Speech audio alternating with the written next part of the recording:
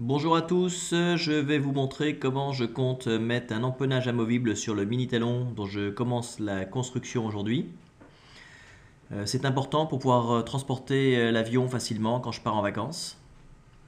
Et donc mon idée initiale c'est de faire un petit peu comme j'ai fait sur mon gros talon. Là, ça c'est le talon d'1,70 m d'envergure. Où là j'avais mis des barrettes en aluminium qui dépassaient. Et ça fonctionnait très bien, même si au début j'ai reçu quelques mails de certains de mes followers qui me disaient que ça serait fragile et que ça ne tiendrait pas. En fait, depuis, il a fait quelques beaux vols, cet avion, et notamment quelques beaux longs ranges, et ça bouge pas du tout. Donc je veux récidiver avec le mini talon. Sauf que on peut pas faire exactement la même chose parce que l'embase de l'empennage sur le mini talon n'est pas du tout fait pareil. Il s'emboîte comme ça là. Et donc je ne peux pas mettre des ferrailles qui traversent, mais je propose simplement de mettre une barre d'aluminium. Alors, c'est pas très élégant la barre d'aluminium, mais parce que moi je vous rappelle que j'ai toujours pas d'imprimante 3D, et vu l'effet mécanique qu'on recherche, c'est-à-dire juste empêcher le talon de sortir de son embase, ça peut être fait très proprement avec une pièce plate d'imprimante 3D. Il n'y a pas de relation mécanique entre la cellule et ce renfort en carbone qui est dans l'aile. Et donc ce qui empêche cet aileron arrière de basculer vers le haut ou vers le bas, c'est le fait qu'il soit emboîté polystyrène contre polystyrène.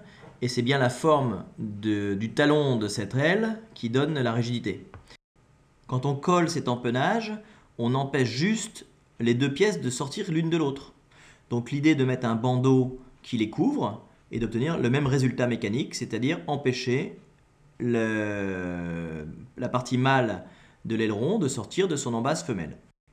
J'ai l'intention de tenir ma petite barrette aluminium en la vissant dans des chevilles que j'aurai installées au préalable. Alors il faut bien choisir l'endroit où on va mettre les chevilles pour qu'il y ait de la matière derrière pour s'accrocher. Donc il ne faut pas faire complètement sur l'arrière, sinon il n'y a plus assez de matière. Donc il faut faire en gros au niveau de la surépaisseur qui tient le moteur pour l'arrière. Et pour l'avant de l'aileron, là il y a pas mal d'épaisseur à cet endroit-là, donc ça devrait être bon. Alors pour faire les trous, j'ai fait un trou au forêt à la perceuse électrique, tranquillement. Ensuite, je vais mettre dedans des chevilles suffisamment longues pour qu'elles dépassent de l'autre côté, parce que j'ai bien l'intention de mettre une contre-vis et une rondelle pour être certain que la cheville ne puisse pas être arrachée et sortir vers l'extérieur. Donc là, ma cheville ne sort pas complètement, donc je vais enlever un petit peu de matière autour de façon à pouvoir poser une rondelle. Et évidemment, à la fin, la cheville sera quand même collée dans son horlogement, de façon à ce que quand je visse dedans, elle ne se mette pas à tourner. Voilà, je vais mettre une petite rondelle comme ça et une vis dans l'autre sens. Et donc pour qu'on puisse ensuite assembler l'avion, il ne faut pas que le tout dépasse du polystyrène, donc il faut commencer par creuser un petit peu pour que l'épaisseur de la tête de vis et de la rondelle soit plus apparent. Voilà la première cheville mise en place avec derrière la rondelle et sa vis. Et de l'autre côté, côté extérieur, voilà, c'est bien à champ, voilà. Ça c'est bon pour la première. De l'autre côté, j'ai mis aussi la cheville en place. Par contre, là, elle est un petit peu trop longue, elle dépasse. Donc, il va falloir la couper. Et comme elle ressort à un endroit où les deux demi-coques vont être collées au moment de l'assemblage, il va falloir faire une petite découpe pour enlever un petit peu de matière pour que là aussi, la tête de vis plus la rondelle ne dépasse plus. Donc, il faudra aussi faire attention en mettant la petite rondelle qu'elle n'interfère pas avec la pièce en bois qui permet ensuite d'accrocher le moteur. Et donc au final, ce que j'ai fait, c'est que j'ai légèrement disqué ma rondelle pour qu'elle soit avec un pan plat. Voilà, ce qui fait que c'est pas gênant pour me mettre le support moteur.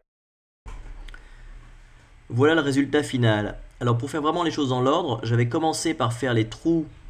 Alors j'ai fait des trous au milieu pour alléger la structure, mais ça sert à rien, c'est juste pour me faire plaisir. Mais j'avais fait les deux trous aux extrémités à l'endroit prévu, afin d'avoir un bon repère avant de faire les trous dans la carlingue de l'avion. Parce que dans l'autre sens, c'est plus difficile. Donc en fait, dans l'ordre, les deux trous aux deux extrémités, et ensuite on place les trous dans la cellule. Pour arriver à suivre l'arrondi de l'aileron par en dessous le plus longtemps possible, j'ai fait une échancrure au niveau du renfort. Et donc cette échancrure a failli tomber à l'endroit où il y avait un trou. Donc en fait il faut faire ça dans cet ordre-là. Les 2 trous aux extrémités, un arrondi au niveau du renfort, et ensuite si vous voulez faire des trous pour alléger, vous les faites à la fin, là où il y a de la matière. Et donc le tout assemblé, vous pouvez tirer dessus, ça tient plus fort que si c'était collé. Il faudrait vraiment arracher un grand bout de polystyrène pour arracher l'aileron, et dans ce cas-là, de toute façon, dans ces conditions-là, vous cassez l'avion avec cet empennage amovible, comme vous l'auriez cassé sans empennage amovible. Alors évidemment, après assemblage, sur le dessus, parce que le dessus n'est pas tenu, je pense qu'une fois assemblé, sur le dessus, je mettrai un petit coup de scotch armé quand même, en plus. Dans les options, j'ai mis la roulette en place. J'ai hésité, alors moi je n'ai pas d'imprimante 3D, donc je fais rien en 3D, mais j'ai un copain qui m'a fait un nez de talon qui se met là, voilà, en lieu et place de la roulette. Mais je trouve l'inconvénient des imprimantes 3D, c'est que c'est souvent un peu lourd. Et donc je me suis amusé à la peser.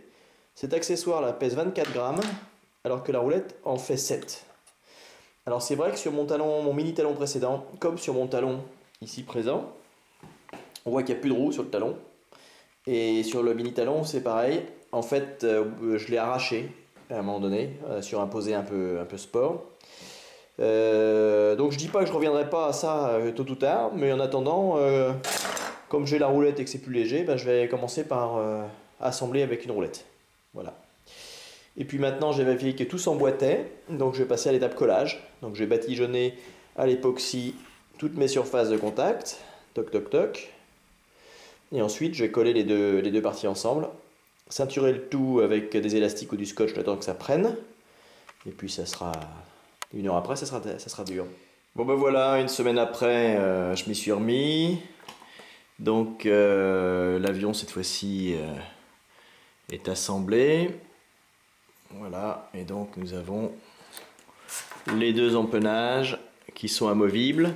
J'ai mis comme prévu un petit coup de scotch au-dessus en renfort, mais c'est plus pour l'effet psychologique. De toute façon il fallait que je fixe mon antenne GPS. C'est plus pour l'effet psychologique que l'effet mécanique réel. Et ceci devrait voler tout à fait normalement et me permettre de démonter l'empennage 2-3 fois par an si je veux mettre tout ça dans ma voiture et partir avec ma petite famille en vacances.